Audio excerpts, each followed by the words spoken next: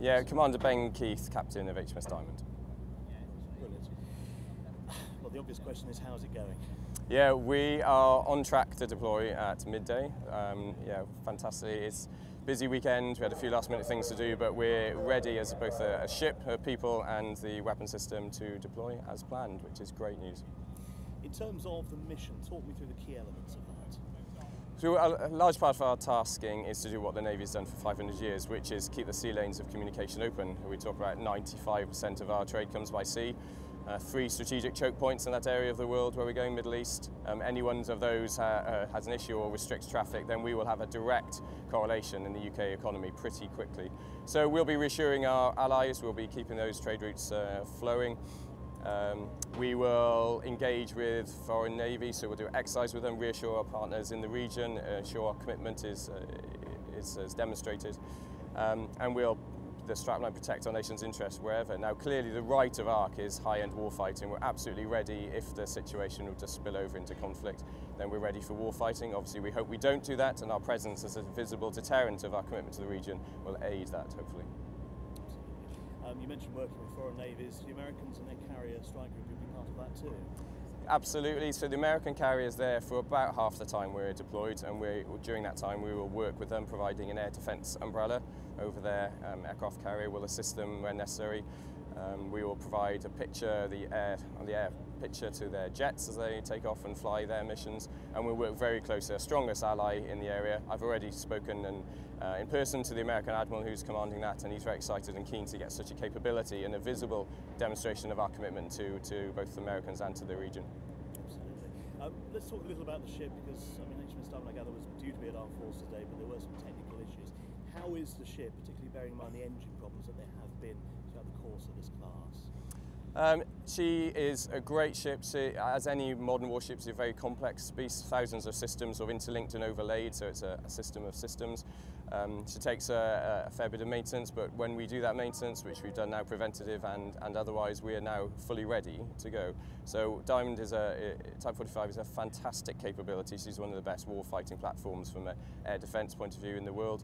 She's complex, she's modern, and we're absolutely ready to fight. No engine issues in the heat out there?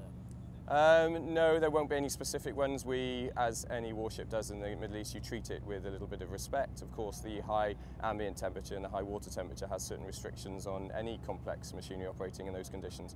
We treat it with respect it deserves, and we will go through a 9-month deployment.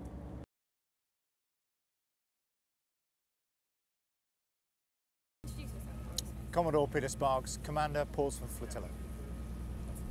And what's your daily operational role on the base here? So I'm the 4th generation authority for all the ships based in Portsmouth and the commanding officer of the ships based in Portsmouth.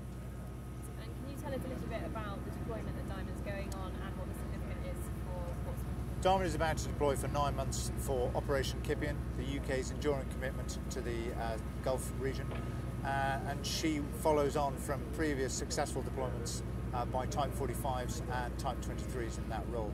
We also have a number of other units in theatre, notably the mine hunters and the mine warfare battle staff that are an enduring presence in Bahrain.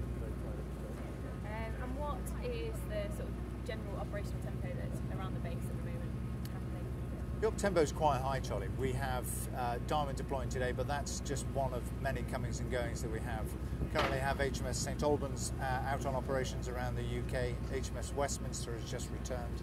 HMS Duncan is currently deployed in the Mediterranean with NATO, and our offshore patrol vessels continue to maintain the integrity of the UK border and economic exclusion zone. And over the next sort of 12 months or so, what do you see is the future of Portsmouth? Anything significant coming up?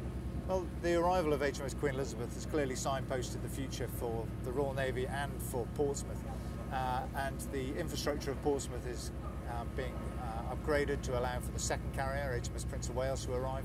The naming ceremony for Prince of Wales will take place on Friday up in Rosyth.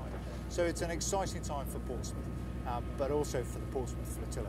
Our 6 Type 45s are undergoing a power improvement programme for their engines. Type 23s are undergoing a refit cycle as well. So we're seeing continued investment in our ships, which is most welcome as the operational tempo continues unabated.